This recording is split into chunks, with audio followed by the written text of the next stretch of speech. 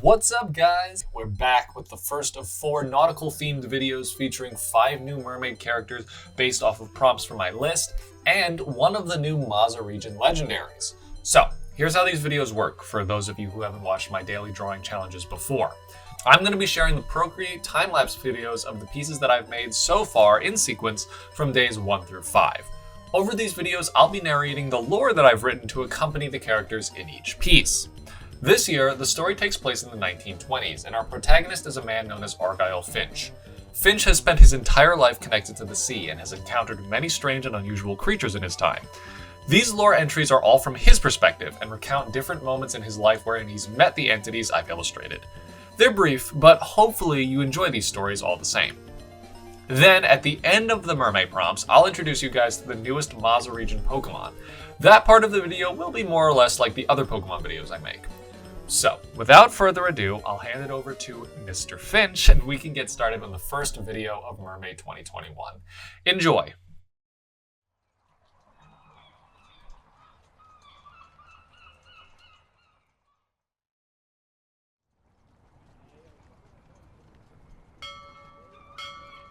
One of my first jobs at sea was as a crewman for the MERMAY tuna canning company. I'll never forget the day our nets caught something not one of us could identify. It was long, pale, and, fortunately for us, dead. I have no doubt that the thing could have killed us, had we encountered it alive. The captain ordered it to be thrown in with the rest of our catch. The beast was ground up and canned along with the other sea creatures in our net. Among them was only a single tuna.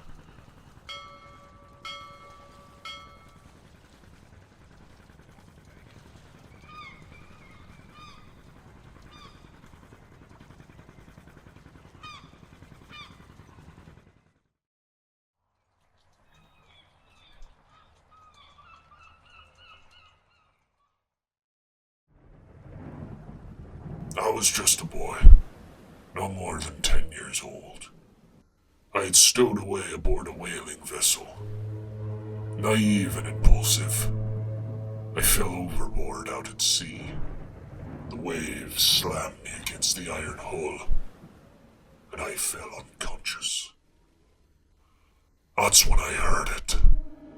A voice, a song, kind and motherly. I wasn't sinking. Something was raising me up to the surface. When I awoke, I was back on board the ship, and the crewmen applauded me. Why did she save me? She should have let me drown. Perhaps if she had, the men might not have seen her. Seen her cough.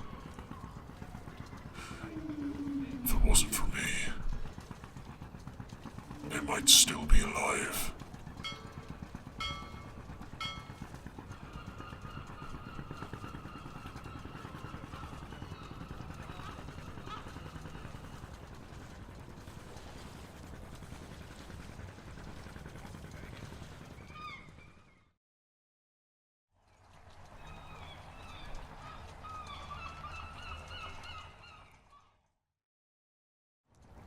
For a brief time in my 20s, I worked out of Boston Harbor. My job was to unload seafood shipments from all around the world. I saw my fair share of unusual creatures come off these boats, but unusual doesn't begin to describe the thing I found in a crate of shellfish from the Gulf of Mexico. It was larger than any of the other animals, over 4 feet long, and its eyes... It met my gaze, and I became entranced by its strange, empty stare. Then, before I had a chance to react, the thing hurtled over the side of the crate, scuttled across the dock, and dove into the frigid Boston waters, never to be seen again. To this day, I still wonder if I imagined the whole thing. But I'll never forget those eyes. So human, and yet.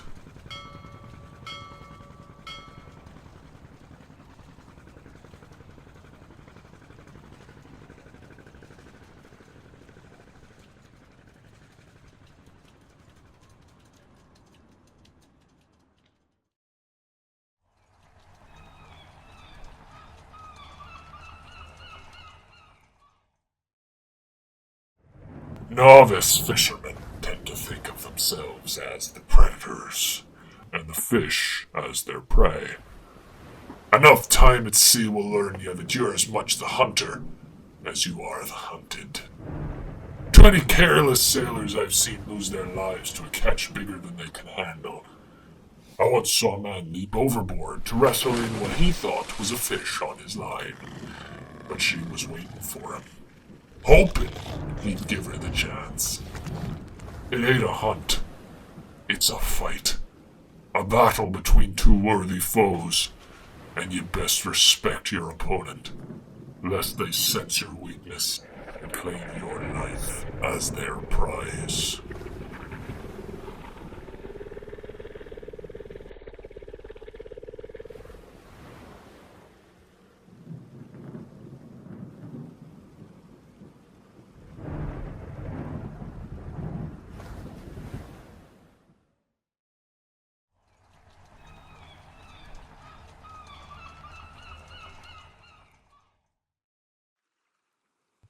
I've lived my whole life by the sea. As a boy, I'd spend my days wandering the rocky beaches, feeling the cold foam wash over my bare feet. I enjoyed the solitude that the seaside provided. The other kids liked to look for creatures hiding in the or washed up dead on the shore.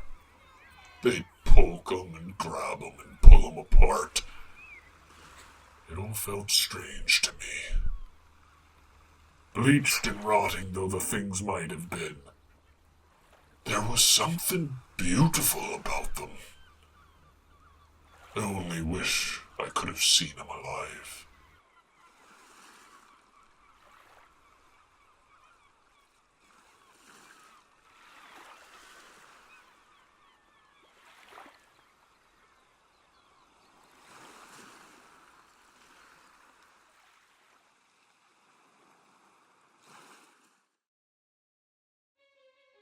I hope you all enjoyed the first 5 Mermaid illustrations and their lore readings. It's a bit of a tonal shift from the next part of the video, so take a second here to shift gears into Pokemon mode. I would like to talk more about my process for each of these pieces, but this video is going to be long enough as it is. So, if you're interested in getting more involved into my process, consider following Subjectively on Twitch. I'll be streaming my Mermaid illustrations all month long. Okay. Are we ready for the first legendary siren? Day 6 of MERMAY is Estuary, and like I said in my announcement video, I'm basing each legendary siren off of 4 different aquatic ecosystems. Estuaries refer to where bodies of fresh water, usually lakes or rivers, meet up with large bodies of salt water. Usually marshy, muddy, and flourishing with life, estuaries house a unique collection of specifically adapted animals that can thrive under varying conditions. I wanted the siren based off of this ecosystem to have very human features, as I imagined it having a lot of contact with humans throughout history. Estuaries provide nourishment, transportation, and a connection to the sea for many civilizations. So this siren wouldn't represent danger or malicious intent, but inspiration, hence its name, Melumuse. I established a lot of visual conventions in this design that I would repeat in the later siren designs to help them all look related, notably the arms that are shaped like carved shells and positioned upwards to make it look like the Pokemon is singing. I want to thank Subjectively Ailish for helping me design these arms. She gave me some good ideas that pushed the design to a place that I'm really happy with.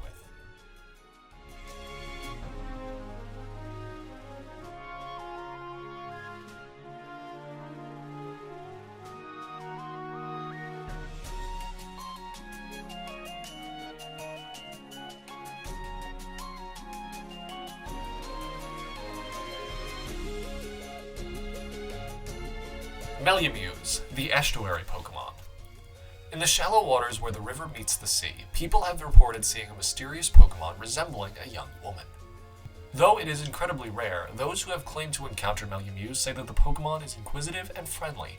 They speak of its voice and of its song, a calming, intricate melody that has been said to inspire great ideas.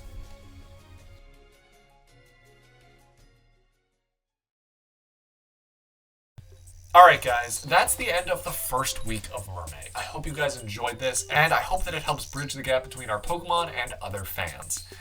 Be sure to let me know what you think down in the comments, like and subscribe if you haven't already, and I'll see you all in the next video.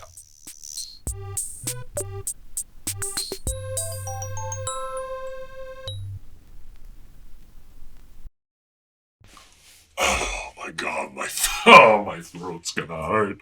My throat's really gonna hurt at the end of this. A little longer than a few minutes later. Okay, my voice hurts.